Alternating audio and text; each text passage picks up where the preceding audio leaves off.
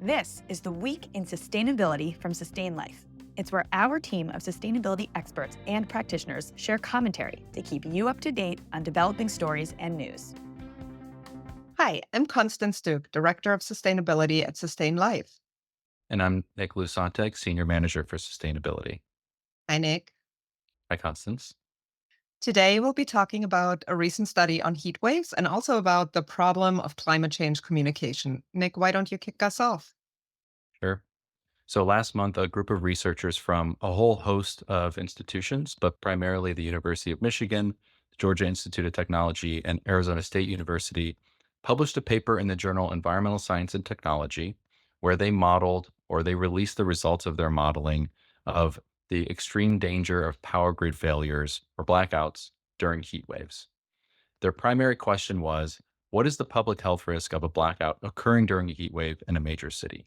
We know through experience that the combination of these two things can be dangerous, but they wanted to put some more general numbers to it, especially in some particularly hot places.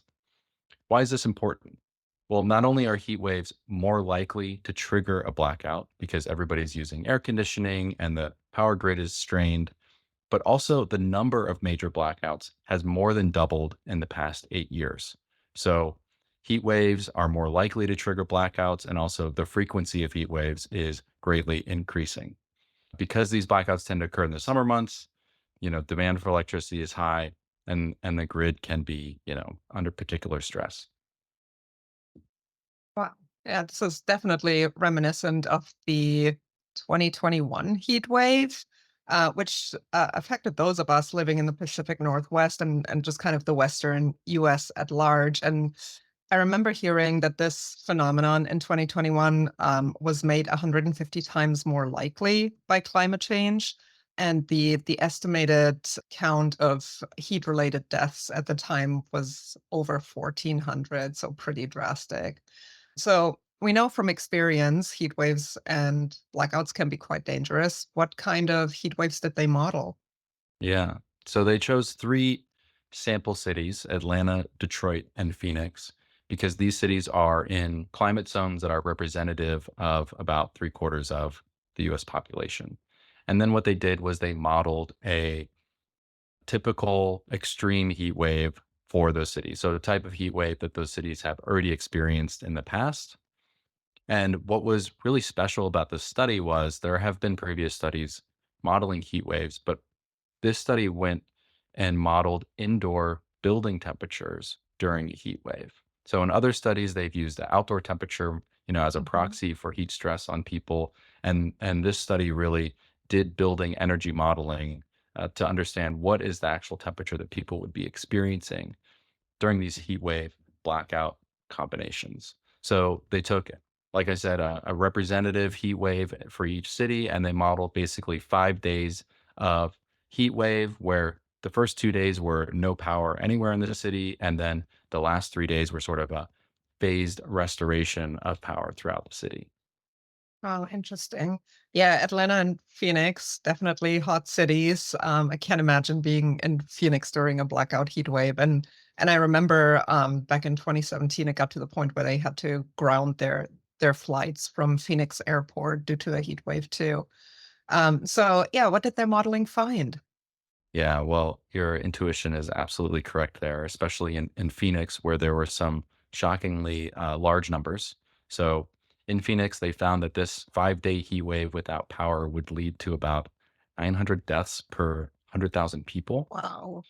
It's a lot of people. It's a lot of, and when you think about Phoenix, it's the population is 1.5 million people, and so 900 deaths per 100,000 people is really like 14,000 deaths across the city. That's significantly larger than Detroit and Atlanta, where they found 31 deaths per 100,000 people in Detroit and one death per 100,000 people in Atlanta. One of the reasons for the stark difference is because Phoenix is just significantly hotter than those two other cities, especially a heat wave. So, heat wave in Phoenix is about 90 to 130 degrees Fahrenheit. And not just that, but almost 100% of homes in Phoenix rely on air conditioning to stay cool. And when you go from this, air conditioned, cool environment and experience this rapid shift to a really hot indoor environment because that the outdoor temperatures are so hot, this Mhm. can exacerbate the stress on people. So not only did they look at deaths, but they also looked at emergency room visits. And even though the the death rates were lower in Atlanta and Detroit, they still found that in Atlanta and Phoenix, there would be enough emergency room visits to completely overwhelm hospital capacity in those cities, and that over half of Phoenix would require hospital care. So really, Oh my really, gosh. yeah, really crazy numbers, hard to really wrap your head around. Yeah. Did the researchers leave us with any takeaways or things we can do about this? They fortunately did leave us with some takeaways. They modeled some potential improvements to see how they would mitigate the impact of this type of heat wave. So, one thing they modeled was increasing the number of street trees in all of these cities. So, street trees not only shade nearby buildings, but they also just shade asphalt and the ground that can absorb and really retain heat.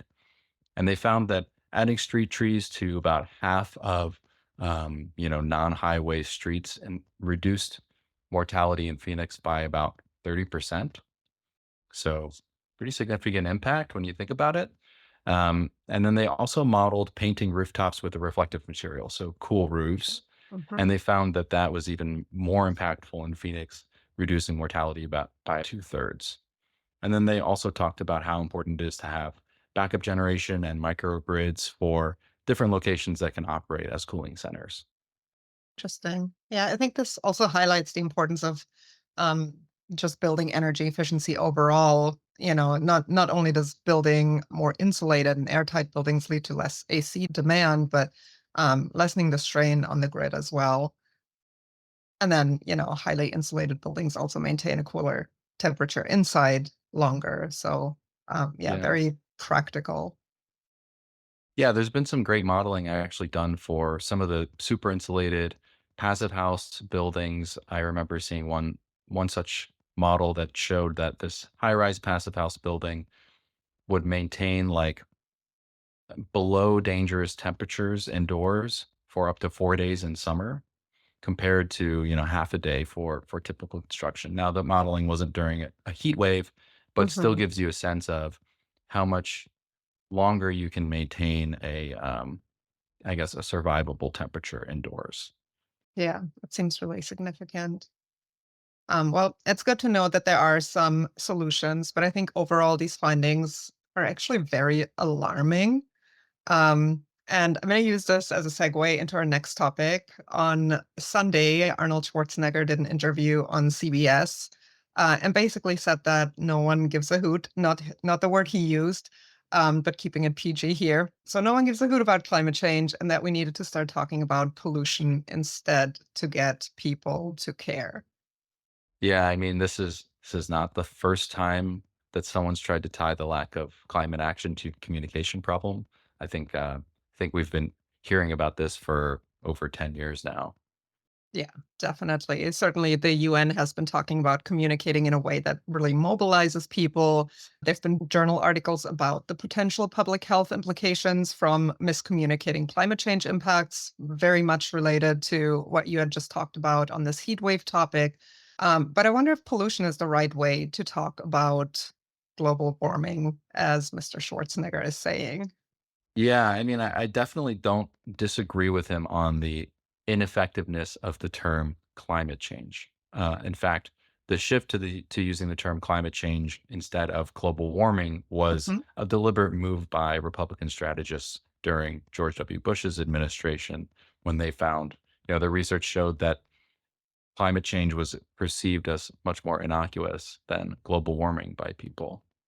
Yeah, absolutely. And at the same time, there are some common arguments that we're hearing quite a bit from kind of the climate change denial side that specifically dismiss CO2 as a pollutant, which is also the pushback to have the EPA regulate power plant CO2 emissions. So one argument I'm sure everyone has heard is that CO2 is really good for the planet, makes the plants grow better. And the other, that climate change is just a natural phenomenon, so nothing polluting about it. It's just a cyclical thing.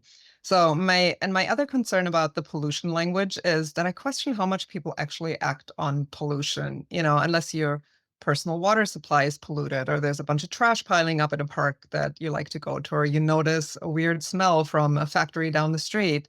How much capacity do people have to act on pollution, on a larger scale? So for instance, how much do most Americans care about polluted rivers in India or e-waste piling up in Ghana? It's just so far removed.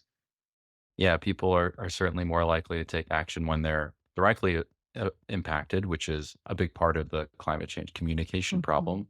Is that it's not viewed as an immediate threat until something happens to you or to people like say a heat wave during a blackout. Right. It's also something that happens gradually. It reminds me of the term creeping normalcy, which we know colloquially as the boiling frog syndrome. But Constance, what do you think are some good alternatives to the term climate change? I think terms like climate emergency, climate crisis do need to be used more often in the media.